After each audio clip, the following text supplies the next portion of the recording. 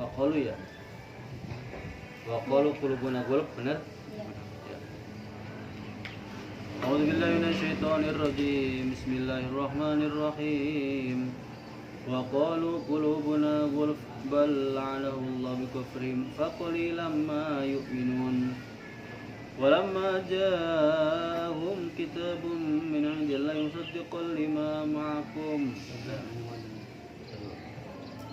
Musaddiqan apa musaddiqul?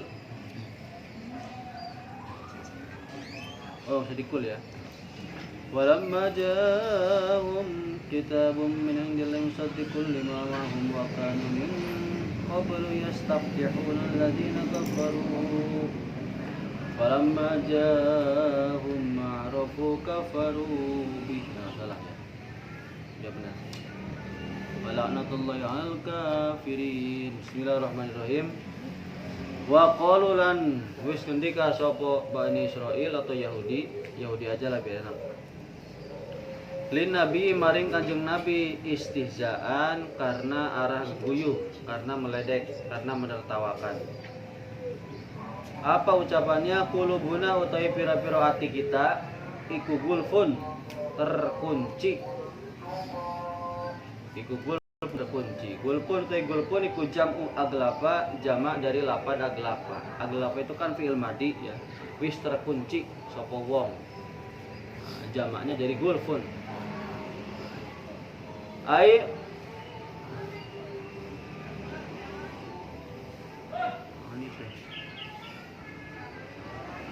Mugshatun bi abtiatin kang disumpeli bi abtiatin kelawan pira-pira tutup. Mugshatun kang disumpeli atau dikunci lah gitulah ya. Disumpel atau dikunci bi abtiatin kelawan pira-pira tutup. Falata'i maka ora memuat, menampung, tidak bisa menampung. Opo ma ucapan nasihat berarti ya. Takulu kang ngucap sapa sira. Sambil jelaskin. Kata Bani Israil kepada kanjeng Nabi, mereka berkata dengan tujuan untuk menghina, menertawakan bahwa hati kami itu terkunci ya. Terkunci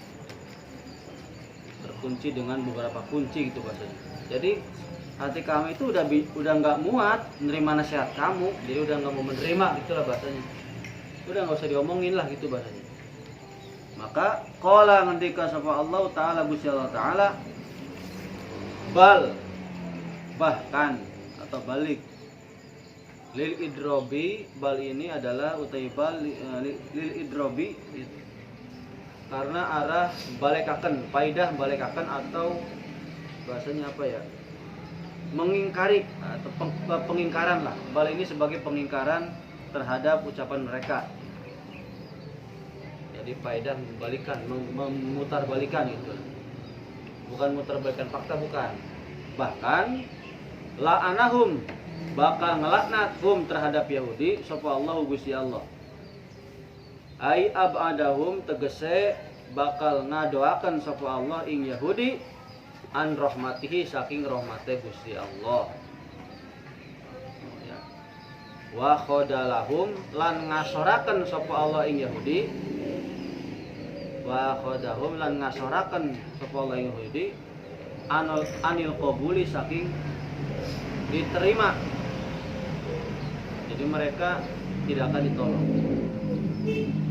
Bikuprihim sebab pengingkaran mereka, sebab kafire Yahudi ya.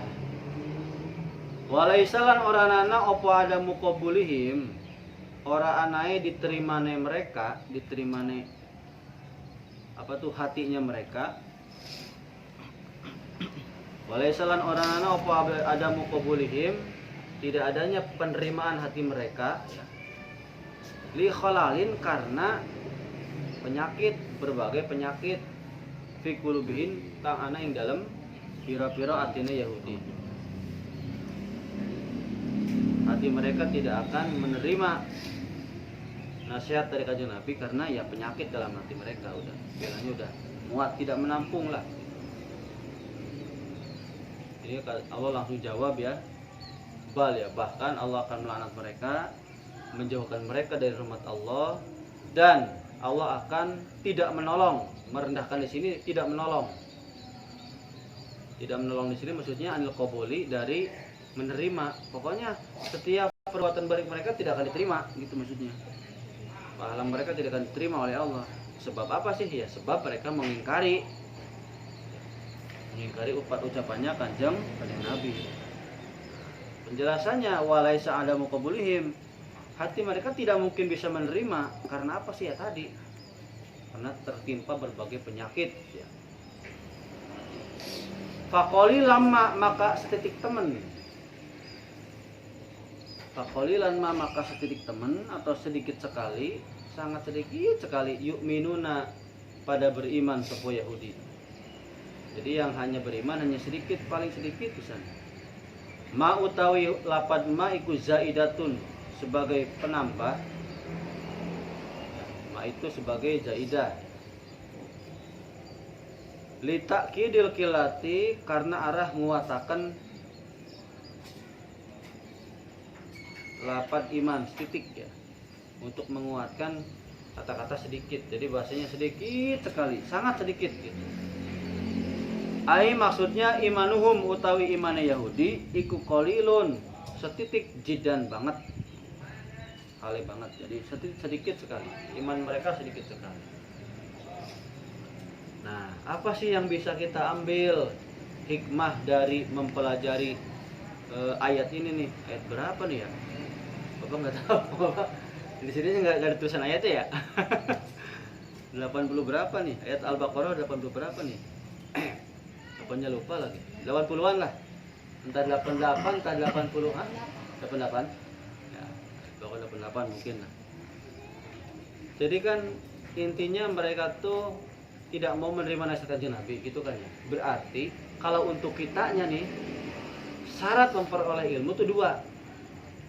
Kan kalau kalian pujian mah kan 6 ya, iya enggak? Ini mah 2 di sini mah. Apa? Yang pertama, kalau ingin dapat ilmu, 1 harus ada kemauan, keterbukaan diri, menerima apapun yang diucapkan oleh siapa saja. Berarti ungdur makola wala tandur mankola. Lihat apa yang dibicarakan, jangan lihat siapa yang berbicara. Meskipun orang gila ngomongnya asal bener, ya udah harus kita turuti. Harus terbuka dulu. Jadi ada keterbukaan diri, ada kemauan, itulah. Kita tuh menerima, terima dulu, jangan langsung jangan ngomong. Ya sudah, kalau gitu.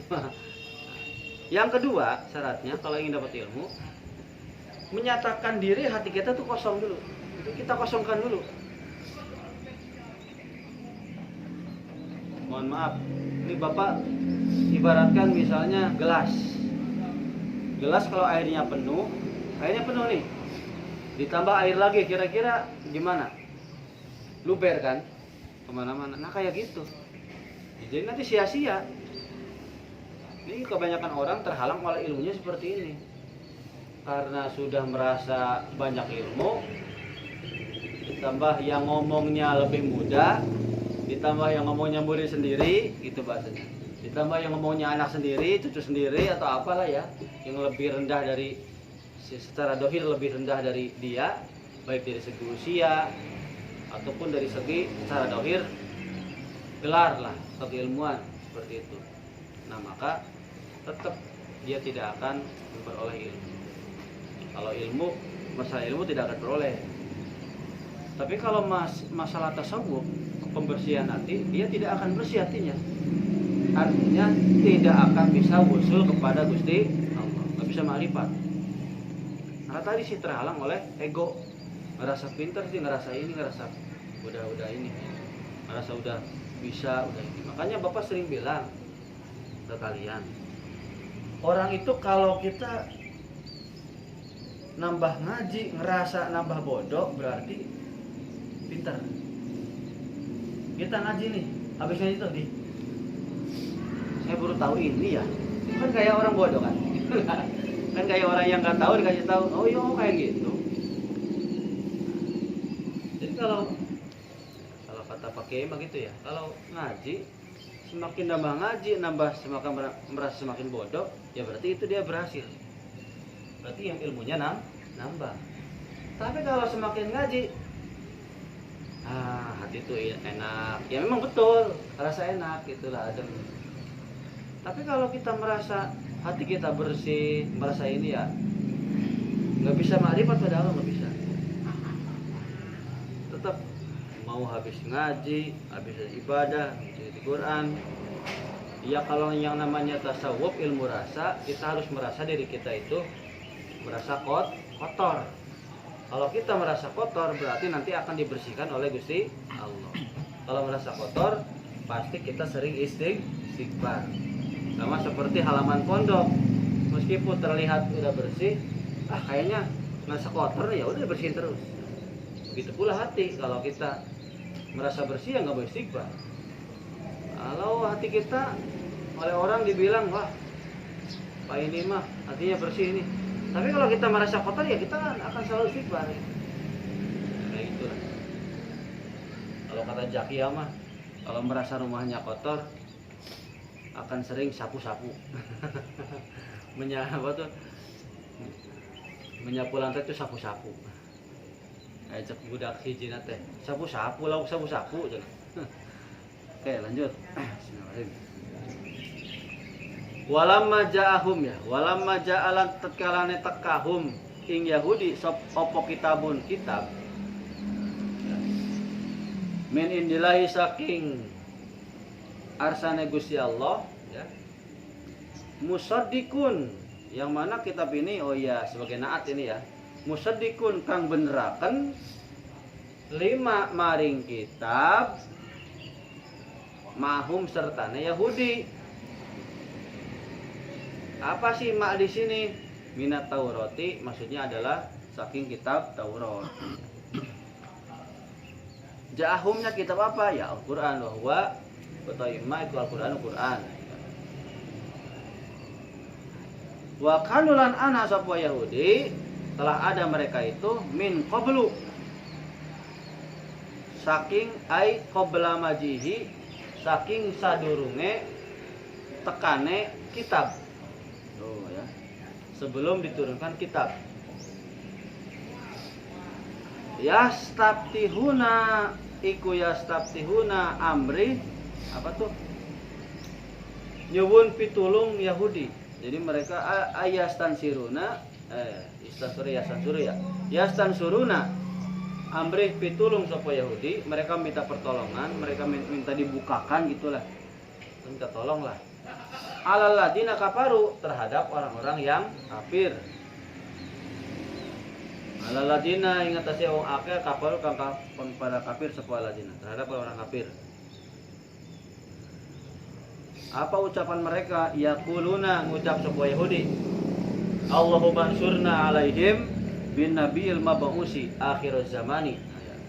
Allahumma ya Allah unsurna, tolonglah kami. Unsurna, tulungan temenana panjenengan ing kami ya, kalau bahasa Jawanya begitu. Alaihim ing atase siapa? Yahudi. Alaihim ing atase salah. Alaihim atase orang-orang kafir. Ya. Bin nabi kelawan Kanjeng Nabi. Al mab'usi kang diutus akhir zamani ing akhir zaman. Kan tadi kan waktu awal mereka dikasih nasihat nolak gitu kan ya, kemudian hanya sedikit yang beriman ya, yang beriman terhadap Kanjeng Nabi gitu. Walamma jahum, ketika kitab itu datang, maksudnya Al-Quran itu datang nih, yang mana Al-Quran ini adalah sebagai membenarkan dari kitab Taurat. Wa kanu min qablu yastabtihuna, dan mereka itu sebelum datangnya kitab, sebelum datangnya Al-Qur'an, mereka tuh minta tolong kepada Gusti Allah supaya tolongnya kepada siapa sih? Ya intinya pada Allah, tapi secara dohir secara syariat minta tolongnya pada orang-orang kafir. Maksudnya supaya Allah melahirkan di antara orang-orang kafir, yaitu adalah nabi yang diutus. Gitu maksudnya. Allahumma ansurna ya Allah, tolonglah kami ya, akan orang-orang kafir, di mana orang kafir nanti melahirkan seorang nabi yang diutus di akhir zaman. Nyata kan pertolongan mereka, doa mereka kan nyata dikabul oleh Allah. Karena kanjeng Nabi keturunan bangsa Quraisy, gitu kan, kafir Quraisy. Apa yang mereka lakukan setelah tahu? Falamma jahum, maka sumangsane tekahum ing Yahudi apa ma kebenaran, maksudnya adalah bi satu nabi kesana maksudnya ya. Aropu ya, apa ma perkara aropu kang weruh, kang ngerti, kang paham sapa Yahudi minal haqi saking kebenaran, bahwa yang dimaksud ma itu adalah iku bi satu nabi, diutusnya kanjeng Nabi. Ya, setelah kanjeng Nabi datang, kafaru, mereka malah mengingkari sapa Yahudi bihi terhadap apa namanya, diutusnya kanjeng Nabi. Itu ya. Hasadan karena hasud, wa khaupan dan khawatir atau takut, ala riyasati akan hilangnya jabatan. Itu aja paling gampang. Ala riyasati ngatasé ilangnya derajat dari pengarep. Jadi karena mereka hasud, iri, takut hilang jabatan. Ya kalau contohnya di masyarakat kayak gitulah. Dari kiai senior, ustadz senior, tiba-tiba muncul ustadz muda yang baru. Misalnya Ustadz Thomas yang baru. Misalnya Ustadz Thomas pulang ke ke kampung, tapi tidak sombong ya, dengan cara tawadu nih. Dengan cara tawadu, diminta oleh masyarakat, bukan kita nyadar ini bukan nih, tapi benar-benar diminta oleh masyarakat. Karena sejarahnya Bapak diminta, bukan Bapak pengen viral. Oh sih, Bapak dulunya di pondok, karena dari desa minta Bapak suruh gabung ya gabung ke masjid. Bapak nolak, nggak mau, tapi karena memang disuruh oleh paman, ayo ke sana, ya sudah. Bapak kan nurut. Udah suruh, aduh, udah enak-enak ngaji sama anak santri. Nah Bapak tuh viralnya tuh di situ. Kalau bahasa viral malah gitu, terkenalnya tuh di situ.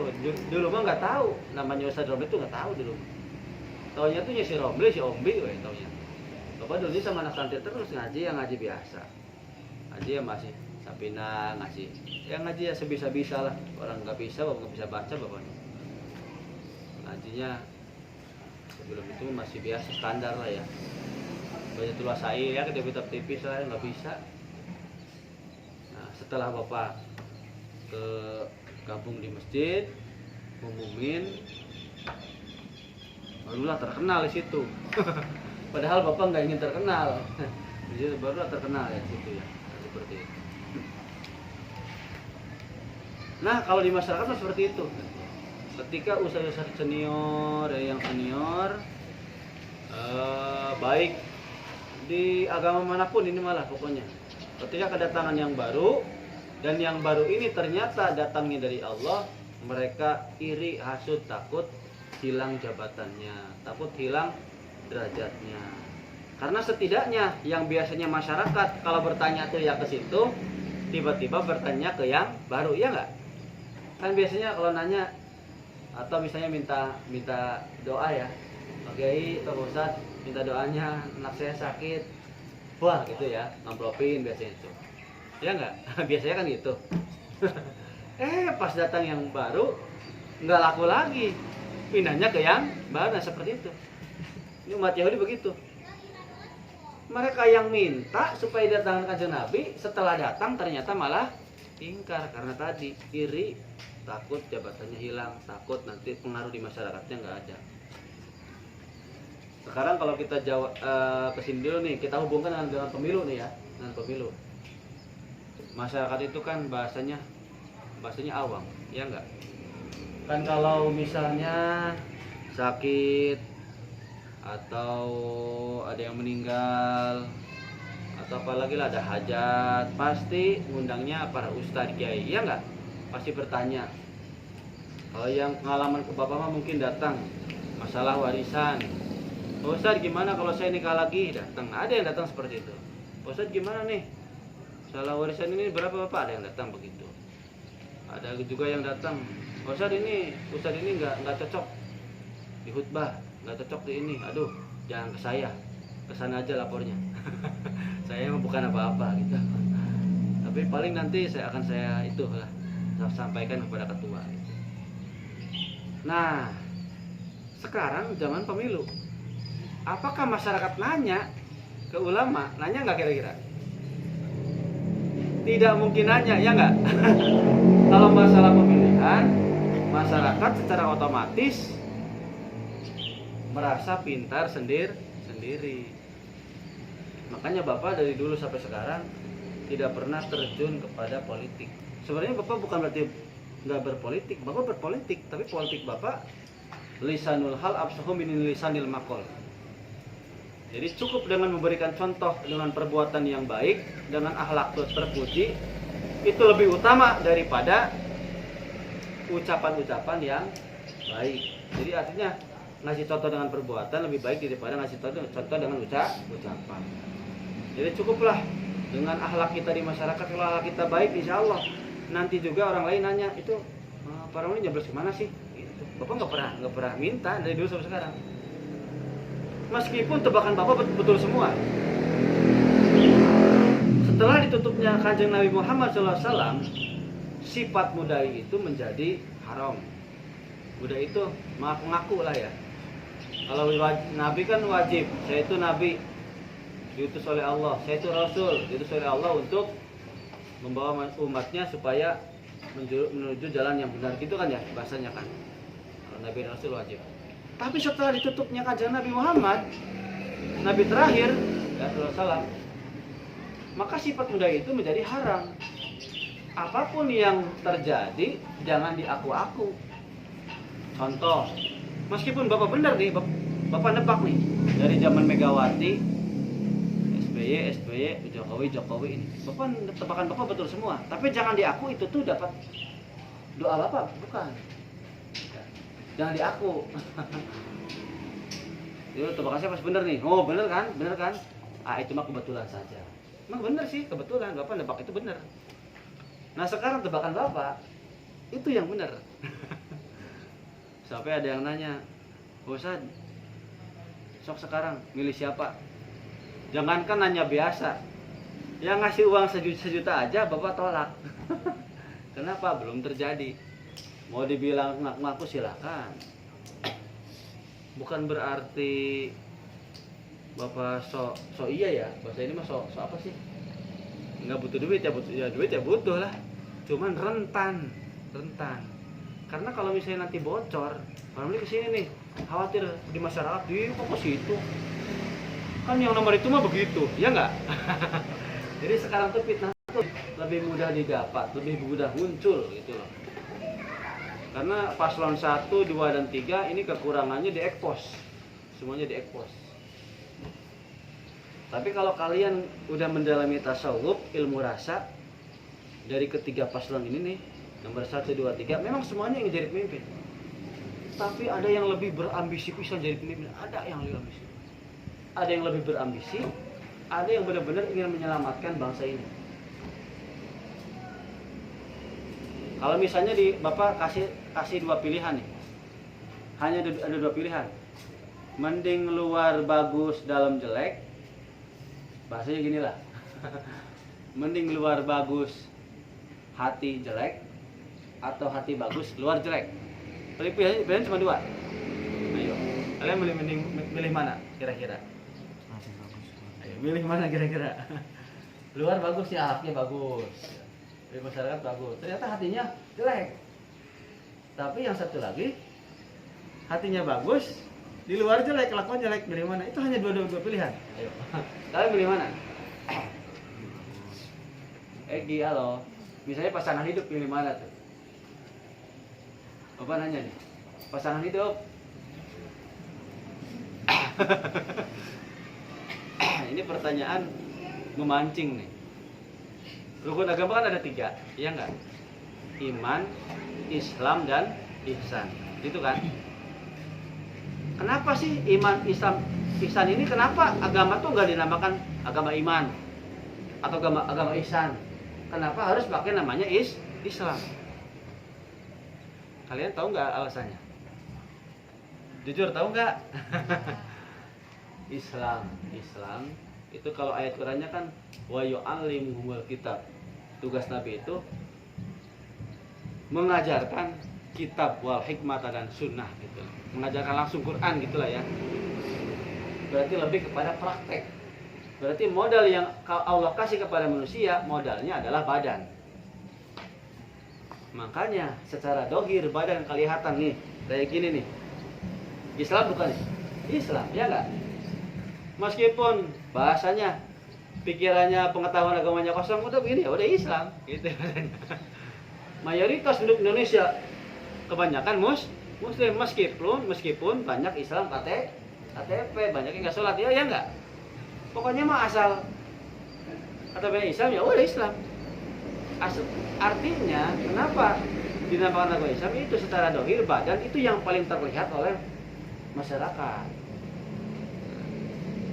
Jadi meskipun pengetahuannya, agamanya, imannya ya, kan iman itu kan modalnya kan pengetahuan, otak, iya nggak? Meskipun minim otaknya tuh, atau hatinya buruk lah, tetap dikatakan Islam secara dohir gitu maksudnya. Tapi harapannya ad-dohiru yadullu al batin. Dohir itu menunjukkan batinnya. Bapak lupa itu apakah itu sabda Nabi atau kalau ulama Bapak pernah baca di kitab.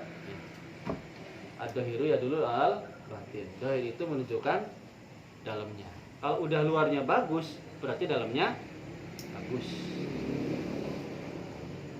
Makanya di masyarakat kalau milih ketua, milih kepala, milih apa, Bapak yakin yang paling dipilih adalah dohirnya dulu, iya nggak? Nggak apa-apa hatinya jelek mah, yang penting dohirnya dulu. Secara dohir, secara masyarakat layak, itu kan? Iya nggak? Kebanyakan begitu. Tapi kalau Bapak tanya nih kalian kalau pengen punya pasangan hidup, masih mending mana? Dohirnya bagus atau dalamnya bagus? Tadi pilihan cuma 2. Dohir bagus, dalam jelek. Dalam bagus, luar jelek, milih mana? Ayo ya. Apa pasangan hidup ini mah? Pak milihnya dohir bagus, dalam bagus, ya itu mah idaman kita lah. Luarnya bagus, dalamnya bagus, ya iyalah. Ini mah nggak ada pilihan lagi, pilihan cuma 2. Dohirnya bagus, dalamnya jelek. Pilih yang mana kalau kalian pasangan hidup? Giska, ayo, pilih mana? Hah? Bapak nanya Giska, pilih mana kira-kira? Kebanyakan lihatnya dohir, iya nggak? Lihatnya Kalau pertanyaan itu kepada Bapak, kalau Bapak mending milih yang 2. Dalamnya bagus, luarnya jelek. Keinginannya seperti itu, keinginan mah. Tapi secara dohir ya tadi balik lagi. Secara fakta di masyarakat kebanyakan milihnya dohir, yang penting terlihat di mata masyarakat bagus, meskipun dengan pasangan sendiri akhlaknya jelek. Contoh misalnya misalnya Giska nikah dengan siapa? Dengan Habibillah, contoh lah ya. Giska itu ternyata, ini contoh, Bapak nggak tahu dengan siapa nih pasangannya. Oh Ibnu, dengan Ibnu. Misalnya Giska itu dengan Ibnu. Contoh ini malah. Giska ini dengan masyarakat pintar, dengan ibu-ibu ngaji bareng seumpama nih ya. Dengan masyarakat ngaji bareng. Tapi pas di rumah ke suami nggak sopan. Pas pulang-pulang capek pijitin dong gitu lah ya. Baru pulang bukannya disambut, kan kebalik harusnya kan suami ya. Assalamualaikum, jangan berisik lagi telepon. Ini mah contoh bisa gitu, jangan berisik lagi telepon. Iya maaf ya, udah ucapin salam. Misalnya ini misalnya. Kan aturan mah datang Kakang, Mamas ya misalnya. Ini apa namanya? Mau kopi, mau teh, mau apa lah ya bisa gitu ya. Iya enggak? Kang Mas atau apalah bahasanya lah. Pak, Papi. Kenapa Papi agak kira. Papi, Ayah, mau kopi, mau teh, mau susu, itu kan bahasanya ditawarin. Ini pulang-pulang apa? Pulang-pulang bukannya ditawarin malah dimarahin. Ini baju berantakan misalnya ini mah. Itu tuh urut oli, beresin motor misalnya. Udah mau kerja, pulang capek, di rumah dimarahin, gimana rasanya? Enak nggak? Nah kalau bapak, misalnya bapak nih, misalnya seperti itu misalnya ini, bapak mah nggak jadi masalah. Misalnya di dalam jelek, di luar bagus, bapak nggak jadi masalah. Yang penting di mata masyarakat bisa menjaga nama baik keluarga. Artinya hubungan intern yang ada di dalam keluarga itu disembunyikan. Cukup suami istri saja yang tahu, jangan diekspos keluar. Biarkan masyarakat tahu kita tuh hidup rukun. Padahal di jeromah, baju ngejenggut coy, pas di luar kayak apa sih? Enggak, lagi bercanda. Apa kan kalau yang namanya rumah tangga apa harus ada asam manis ya, asam manis ya kan supaya indah. Yang penting sakinah mawaddah warahmah. Tapi biasanya godaannya nih pas lagi akad mah dia siap nurut sama suami ya, siap hidup sakinah mawaddah warahmah siap. Nanti pas lama kelamaan sebulan lah iya solot ya, solot rotok berapa kali, janjotan berapa kali ya. Saking pengennya punya anak lah. Gula madu berapa kali? Pas sudah setahun sudah rubah nih. Sudah rubah. Pikirannya sudah jalan-jalan shopping. Nggak punya uang. Bukan ya. Pengen makan ini habis.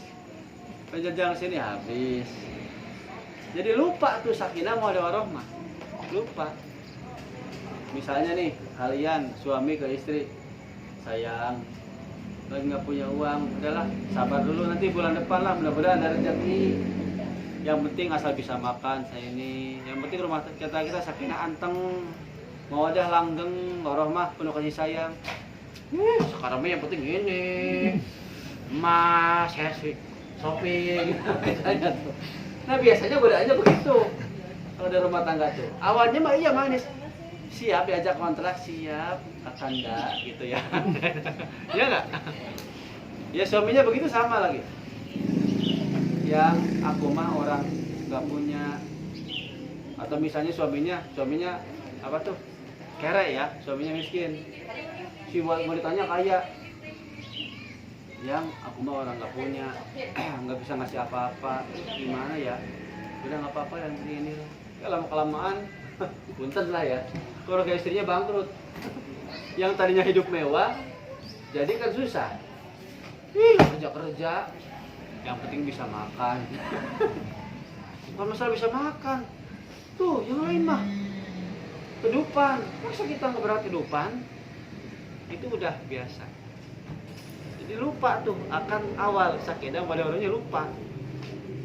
Apa sih bapak ingetin ke kalian, mumpung masih jadi santri gitu, mumpung masih bisa diomongin lah gitu. Syukur-syukur ingat terus nantinya. Yang penting bersyukur bisa makan. Jadi kalau masalah dunia lihatnya ke dunahu.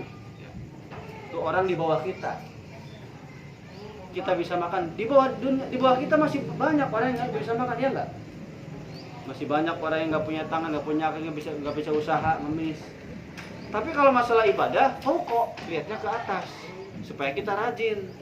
Masih banyak orang yang dia mah getol ibadah, getol tahajud. Nah, kita tahajud.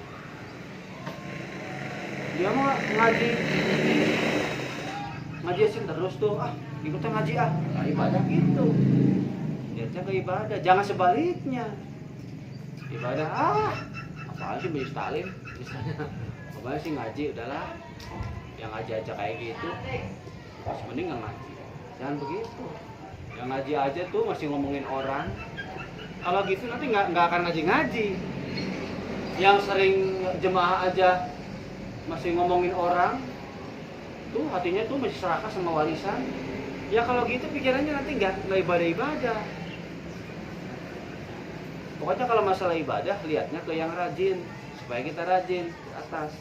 Kalau masalah dunia lihatnya ke bawah. Patokannya itu. Ya mudah-mudahan ada manfaatnya. Sampai sini aja 2 ayat saja. Wala misab al-Fatihah.